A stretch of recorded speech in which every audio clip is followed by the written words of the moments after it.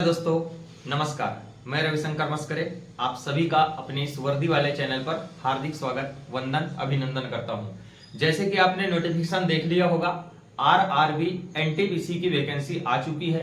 लगभग 10,000 plus vacancy आप सभी के लिए आई है। मैंने आज से लगभग एक महीने पहले ही आपको बता दिया था कि रेलवे ग्रुप डी और जीडीएस की वैकेंसी जो डाक विभाग की है, इसके अलावा रेलवे की वैकेंसी आने वाली है करके बताया था। आपके लिए रेलवे की वैकेंसी आ चुकी है और इसकी तैयारी भी आप लोग पहले से कर रहे होंगे, क्योंकि जो पहले से तैयारी करा हुआ है उसके लिए यह पेपर बहुत अच्छे से निकल जाएगा। ठीक है, यदि आप लगातार उसमें प्रयास कर रहे हैं, मेहनत कर रहे हैं, तो ही आप इस पेपर को क्वालिफाइड कर रहे हैं। बात करेंगे एमपी पुलिस की। मैं आपको एनटीपीसी की जानकारी कंप्लीट दे दूंगा, लेकिन यह वीडियो मैं बना रहा हूं मुख्य रूप से MP police constable document verification के मेरे पास जितने सारे मैसेज आए हैं उसके लिए।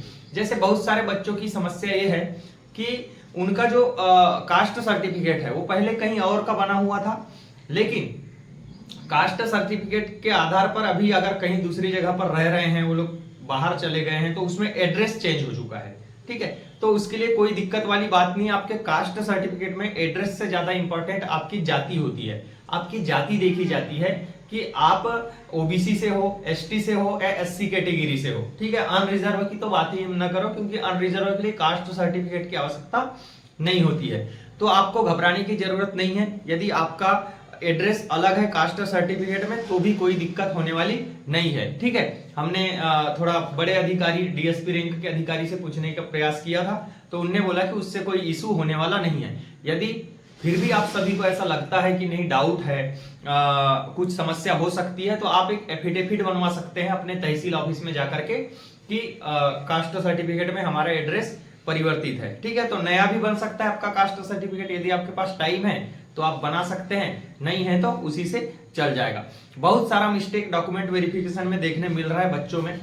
जैसे किसी के नाम, सरनेम वगैरह से लेकर के एक दो स्पेलिंग मिस्टेक्स को लेकर के, तो मैं आपको बता दूं इसमें आपको कोई भी इशू नहीं आने वाला है। यदि एक दो स्पेलिंग मिस्टेक है या किसी में सरनेम नहीं लिखा है या किसी में मार्कशीट में नाम और सरनेम दोनों है और एक में सरनेम गायब है, ठीक है, तो ये चल जाएगा, क्योंकि आपका केवल एक डॉक्यूमेंट को लेकर के वेरिफिकेशन नहीं होता है।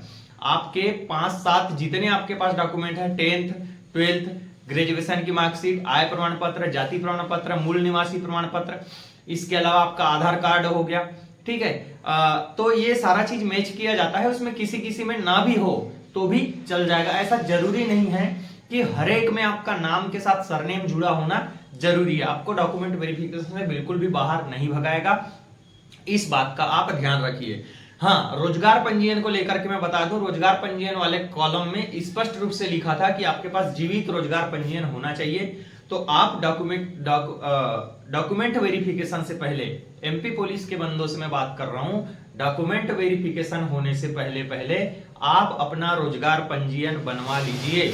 वो आपका जीवित रोजगार पंजीयन होगा, जो आपको उस समय बहुत कारगर साबित होने वाला है। इसीलिए आप रोजगार पंजीयन बना लीजिए किसी भी परिस्थिति में, चाहे वो अदर स्टेट का ही क्यों ना हो। अदर स्टेट वाले हैं तो उनको भी रोजगार पंजीयन की आवश्यकता है। और यदि रोजगार पंजीयन आपको बनाना है तो कैसे बनाएंगे, उसके लिए मैंने पिछले वीडियो में भी आपको बताया था कि आप YouTube पर सर्च कीजिए कि मध्य प्रदेश का रोजगार पंजीयन कैसे बनाएं, तो आपको ढेर सारे वीडियो निकल करके आ जाएंगे। आप स्वयं से अपने मोबाइल से ही मध्य प्रदेश का रोजगार पंजीयन बनवा सकते हैं। ठीक है, इसके बाद फिजिकल की यदि मैं बात करूं तो आपका फिजिकल होने वाला है सितंबर से लेकर अक्टूबर महीने में। तो आप फिजिकल की तैयारी भी अच्छे से कीजिए, क्योंकि जिसका जितना अच्छा फिजिकल होगा उसके फाइनल लिस्ट में आने की संभावना उतनी ज्यादा बढ़ती जाएगी। ठीक है, आपको फिजिकल में बिल्कुल भी कम नहीं करना है। ठीक है, कतई उसमें आपको ऐसा फिजिकल नहीं करना है जिससे आपका नुकसान हो। ठीक है, आपको उसमें लापरवाही बिल्कुल भी नहीं बरतनी है, बिल्कुल अच्छे से फिजिकल करना है, चाहे कुछ भी हो जाए, क्योंकि एक नौकरी लेने के लिए आपने अपना सर्वस्व दिया हुआ है।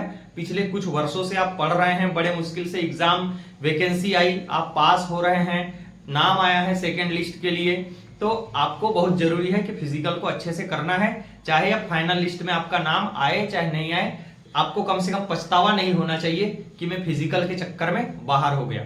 चलिए धन्यवाद। एमपी पुलिस को लेकर के यही जानकारी आपको देनी थी क्योंकि बहुत सारा कमेंट आया हुआ था। इसके अलावा आप सभी का और कोई क्वेरीज हो तो आप मुझे कमेंट कर सकते हैं, मैसेज कर सकते हैं।